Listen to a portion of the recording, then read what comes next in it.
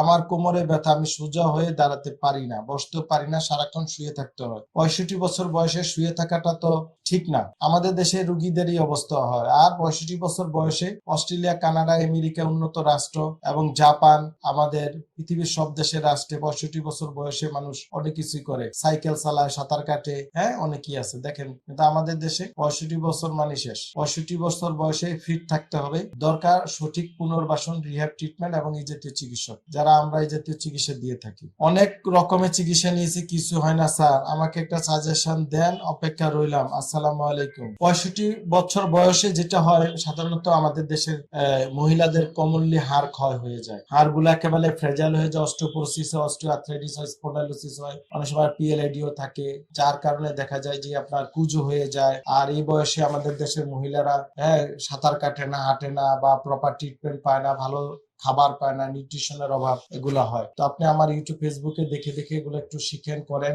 Regular calcium একটা করে টানা 2 মাস খান। ভিটামিন ডি আপনি টেস্ট করে খাওয়াটা ভালো। তারপরে বলবো 2 লাখ আইইউ পাওয়া যায় ইনজেকশন, 2 লাখ আইইউ একটা করে। আর যদি সম্ভব হয় আপনি আমার ডিপিআরসি তে এসে দেখাবেন, দেখাইলে আমি চিকিৎসা দিব, চিকিৎসা প্রয়োজন। অথবা আপনি একজন বাত ব্যথা বিশেষজ্ঞ ডাক্তারকে দেখিয়ে আপনি চিকিৎসা নেন। আপনার চিকিৎসা দরকার। 65 বছর বয়সে কেন বিছনায় পড়তে হবে, ঠিক না? ধন্যবাদ, আশা করি উত্তর পেয়েছেন। ডিপিআরস লিমিটেড, আস্থা, বিশ্বাস ও নির্ভরতায় অবিচল।